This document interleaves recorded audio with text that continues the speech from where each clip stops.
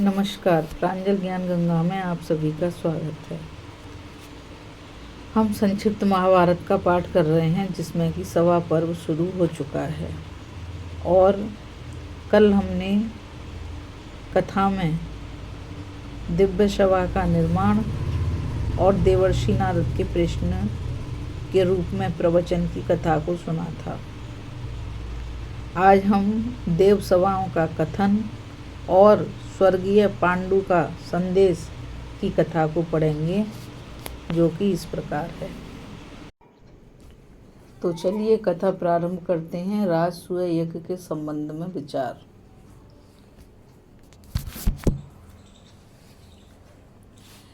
वैशंपायन जी कहते हैं, जन्मेजय देवर्षि नारद की बात सुनकर धर्मराज युधिष्ठिर राजसूय यज्ञ की चिंता से बेचैन हो गए। उन्होंने अपने सभासदों का सत्कार किया। वे स्वयं उनके द्वारा सत्कृत हुए, परंतु उनका मन राजसूय के संकल्प में ही मग्न था। उन्होंने धर्म का विचार किया और जिस प्रकार प्रजा की भलाई हो वही करने लगे।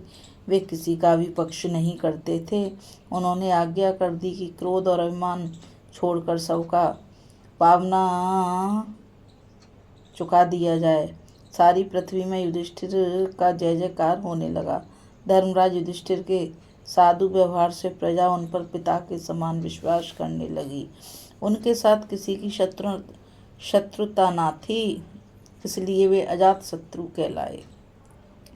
युधिष्ठिर ने शव को अपना लिया। भीमसेन सबकी रक्षा में और अर्जुन शत्रुओं के संहार में तत्पर रहते। सहदेव धर्मानुसार शासन करते और नकुल स्वभाव से ही सबके सामने झुक जाते। उनकी प्रजा में बैर विरोध भय अधर्म बिल्कुल नहीं रहे। सभी अपने कर्तव्य में संलग्न थे। समय पर वर्षा होती, सब सुखी थे। उस समय यज्ञ की शक्ति, गोरक्षा, खेती और व्यापार की उन्नति चरम सीमा पर पहुंच गई। प्रजा पर बाकी न रहा और वसूली में किसी को सताया नहीं जाता था। रोग, अग्नि या मूर्छा का किसी को भय नहीं था। लुटेरे, ठग और मुंह लगे प्रजा पर किसी प्रकार का अत्याचार, उनके साथ झूठा व्यवहार नहीं कर पाते। देश के सभी सामंत विभिन्न देशों के वेश्यों के साथ आकर धर्मराज की भलाई, सेवा, करदान और संधि विक्रय आदि में सहयोग करते। धर्मात्मा युधिष्ठिर जिस राज्य पर अधिकार कर लेते, वहाँ के ब्राह्मण, ग्वाले और सारी प्रजा उनसे प्रेम करने लगती थी। जन्मेजय धर्मराज ने अपने मंत्री और भाइयों को बुलाकर पूछा कि राजसूय यज्ञ के संबंध में आप लोगों की क्या सम्मति है। मंत्रियों ने एक स्वर से कहा कि राजसूय यज्ञ के अभिषेक से सारी प्रजा पृथ्वी का एक छत्र स्वामी हो जाता है, ठीक वैसे ही जैसे जल के एक छत्र स्वामी वरुण हैं। आप सम्राट होने योग्य हैं। राजसूय यज्ञ करने का यही अवसर भी है। जो बलवान है वही उस यज्ञ का अधिकारी है। इसलिए आप अवश्य वह यज्ञ कीजिए, इसमें विचार करने की कोई आवश्यकता नहीं। मंत्रियों की बात सुनकर धर्मराज ने अपने भाई ऋत्विज, धौम्य एवं श्री कृष्ण देवपायन, व्यास जी आदि से परामर्श किया। सभी लोगों ने यही परामर्श दिया कि आप राजसूय महायज्ञ करने के सर्वथा योग्य हैं। सबकी सम्मति सुनकर परम बुद्धिमान धर्मराज युधिष्ठिर ने सबके कल्याण के लिए स्वयं मन ही मन विचार किया। बुद्धिमान पुरुष को चाहिए कि अपनी शक्ति, साधन, देश, काल, आय और व्यय पर भली भांति विचार करके तब कुछ निश्चय करे। ऐसा करने से विपत्ति की संभावना नहीं रहती। केवल मेरे निश्चय से तो यज्ञ नहीं हो जाता, वह समझकर ही यज्ञ का प्रयत्न करना चाहिए। इस प्रकार मन ही मन विचार करते करते धर्मराज युधिष्ठिर इस निश्चय पर पहुँचे कि भक्त वत्सल भगवान श्री कृष्ण ही इसका ठीक निर्णय कर सकते हैं। बोलो श्री कृष्ण भगवान की जय। वे जगत के स्वामी, वे जगत के और समस्त लोगों के और लोगों से श्रेष्ठ हैं और सारे जगत के स्वामी हैं। उनका स्वरूप और ज्ञान अगाध है, उनकी शक्ति बेजोड़ है। उन्होंने अजन्मा होने पर भी जगत का कल्याण करने के लिए लीला से ही जन्म ग्रहण किया है। वे सब कुछ जानते हैं और वह सब कुछ कर सकते हैं। बड़े से बड़ा भार भी उनके लिए बहुत ही हल्का हो जाता है। ऐसा सोचकर उन्होंने मन ही मन भगवान की शरण ली और उनका निर्णय मानने का दृढ़ निश्चय किया। अब धर्मराज ने त्रिलोक शिरोमणि भगवान श्री कृष्ण के लिए बड़े आदर से दूत भेजा। दूत शीघ्रगामी रथ पर सवार होकर द्वारका में भगवान श्री कृष्ण के पास पहुंचा। भगवान श्री कृष्ण ने दूत से बातचीत करके यही निश्चय किया कि धर्मराज युधिष्ठिर मुझसे मिलना चाहते हैं, अतः उनसे स्वयं मिलना चाहिए।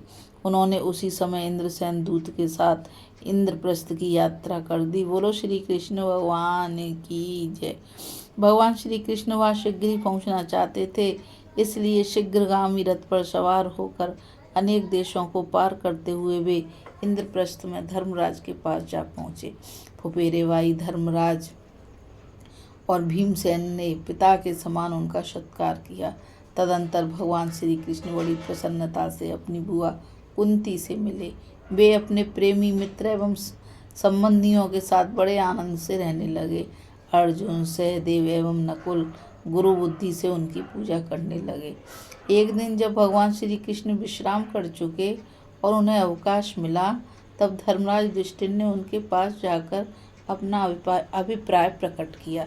धर्मराज ने कहा, श्री कृष्ण, मैं राजसूय यज्ञ करना चाहता हूँ, परंतु आप तो जानते ही हैं कि राजसूय यज्ञ केवल चाहने भर से नहीं होता। जो सब कुछ कर सकता है, जिसकी सर्वत्र पूजा होती है, जो सर्वेश्वर होता है, वही राजसूय यज्ञ कर सकता है। मेरे मित्र एक स्वर से कहते हैं कि तुम राजसूय यज्ञ अवश्य करो, परंतु इसका निश्चय तो आपकी सम्मति से ही होगा। बहुत से लोग प्रेम संबंध के कारण और कुछ लोग स्वार्थ के कारण मेरी त्रुटियों को न बतलाकर मुझसे मीठी मीठी बातें ही करते हैं। कुछ लोग तो अपनी भलाई के काम को ही मेरी भलाई का भी काम समझ बैठते हैं। इस प्रकार लोग तरह तरह की बातें करते हैं, परंतु आप स्वार्थ से परे हैं। आप में राग और द्वेष का लेश भी नहीं है। मैं राजसूय यज्ञ कर सकता हूँ या नहीं कर सकता, यह बात आप ही ठीक ठीक बतला सकते हैं।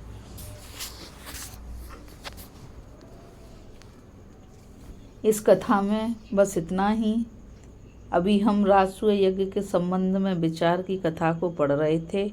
अब हम आगे जरासंध के विषय में भगवान श्री कृष्ण और धर्मराज युधिष्ठिर की बातचीत की कथा को पढ़ेंगे। और अब मुझ गीता रावत को आज्ञा दीजिए। कल फिर मिलेंगे एक नई कथा के साथ। अब मैं आप सबसे यही कहना चाहूँगी कि आप सभी इस चैनल को ज़्यादा से ज़्यादा लाइक, शेयर और सब्सक्राइब कीजिए, ताकि यह अद्भुत ज्ञान अधिक से अधिक लोगों तक पहुंच सके। राधे राधे, जय श्री कृष्णा, नमस्कार।